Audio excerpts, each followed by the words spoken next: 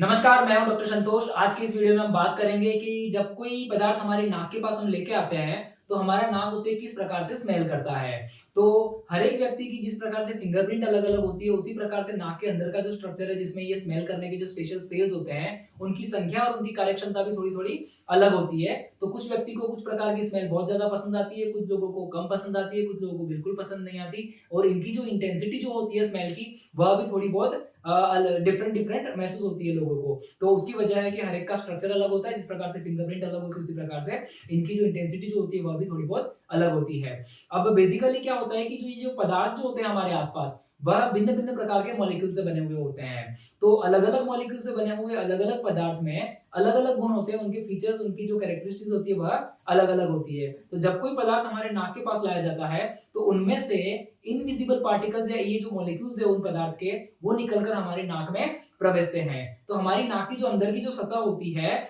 उसमें कुछ खास प्रकार के सेल्स होते हैं जिन्हें कहते हैं ऑल्फैक्टरी न्यूरॉन्स। ये जो न्यूरॉन्स होते हैं उनके टच में ये मॉलिक्यूल आते हैं और वहां पर कुछ इलेक्ट्रिक सिग्नल्स जनरेट किए जाते हैं। ऑल्फैक्टरी न्यूरॉन्स में जनरेट हुए ये जो इलेक्ट्रिक सिग्नल्स है वह हमारे ब्रेन तक पास किए जाते हैं और यह जो पास करने का जो काम है जिस नर्व के द्वारा होता है उसे कहते हैं ऑल्फैक्टरी नर्व। तो इस प्रकार से पदार्थ के जो मॉलिक्यूल्स होते हैं इनविजिबल, वह ऑल्फैक्टरी न्यूरॉन के कांटेक्ट में आते हैं हमारे सांस लेते ही और वह जो ऑल्फैक्टरी न्यूरॉन है उनमें इलेक्ट्रिक सिग्नल्स जनरेट होते हैं और वह इलेक्ट्रिक सिग्नल्स जो होते हैं वह ऑल्फैक्टरी नर्व के द्वारा हमारे ब्रेन तक पास किया जाता है और इस प्रकार से ये जो सिग्नल्स होते हैं वह हम स्मेल के तौर पे रजिस्टर करता है हमारा ब्रेन, उसको मेमोराइज कर लेता है, उसको याद रख लेता है। तो इस प्रकार से स्मेल करने का कार्य होता है। हमारी जो आंख होती है वह भी इसी प्रकार से कार्य करती है। फर्क यह है कि आंख में जो रेटिना जो पर्दा वाला जो एरिया होता है वहां पे फोटो रिसेप्टर्स होते हैं, खास प्रकार के जो सेल्स होते हैं, उन पर लाइट गिरने से उनमें इलेक्ट्रिक सिग्नल्स जनरेट होते हैं। इसी प्रकार से कान के स्ट्रक्चर में भी ऐसा ही होता है कि जब साउंड वेव्स वहां तक पहुंचते हैं, कान का एक कॉक्लिया वाला जो स्ट्रक्चर होता है वहां तक पहुंचता है, वहां पे खास प्रकार के सेल्स होते हैं जो इलेक्ट्रिक सिग्नल जनरेट करते हैं, वह हमारे ब्रेन तक पहुंचाए जाते हैं। तो इस प्रकार से नाक में जो ये ऑल्फैक्टरी न्यूरॉन्स जो होते हैं वह हमारे स्मेल करने का कार्य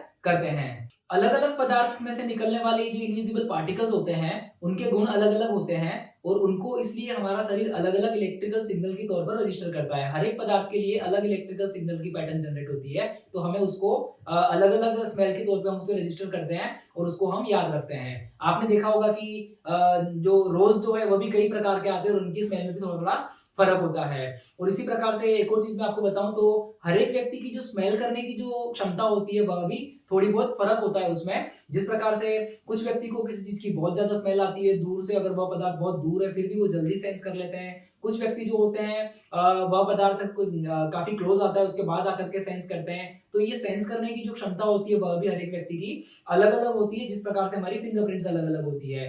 डॉग्स जो होते हैं उनमें स्मेल करने की कार्य क्षमता काफी ज्यादा अच्छी होती है, इस वजह से वह काफी दूर अगर कोई पदार्थ है उसकी भी स्मेल वह अच्छे से कर लेते हैं। साथ ही में एक जैसे दिखने वाले पदार्थ में भी डिफरेंस होता है, वह अच्छी तरह से महसूस करते हैं हमारी कंपैरिजन में। स्मेल की जब कभी बात करते हैं तो साथ में थोड़ी सी टेस्ट के बारे में बात करना जरूरी हो जाता है, क्योंकि जब कभी हम कोई पदार्थ खाते हैं तो वह पदार्थ हमारे दांतों के द्वारा चबाया जाता है, उनके छोटे छोटे पार्टिकल्स किए जाते हैं और साथ ही में उसमें सलाइवा जो होता है वह मिक्स होता है। इस वजह से वहां एक एरोमा क्रिएट होता है और वह जो छोटे छोटे पार्टिकल्स हैं हमारे गले के पीछे के हिस्से और नाक की जो ऊपर का जो हिस्सा होता है अंदर की तरफ से, वहां तक पहुंचते हैं और वहां पे उसकी स्मेल भी हमें महसूस होती है। तो हम जब भी कोई पदार्थ खाते हैं तो उसका टेस्ट के साथ साथ उसकी जो स्मेल जो होती है जिसे हम एरोमा कहेंगे, वह भी साथ साथ हमारे ब्रेन में रजिस्टर होती है और वो जो टेस्ट का जो टोटल ओवरऑल जो एक्सपीरियंस है वह स्मेल की वजह से ज्यादा एनहेंस होता है, ज्यादा अच्छा होता है। तो इस प्रकार से टेस्ट और जो स्मेल करने की जो चीजें हैं वह इस प्रकार से एक दूसरे के साथ जुड़ी हुई है। तो इस प्रकार से इस वीडियो में हमने बात करी कि हमारा नाक जो है वह किस प्रकार से स्मेल को सेंस करता है। इसी प्रकार के और वीडियोस के लिए मेरे चैनल मेरी मेहंदी को सब्सक्राइब करिए। अगर आपको वीडियो अच्छा लगा है वीडियो लाइक करिए, दोस्तों में शेयर करिए। नमस्कार।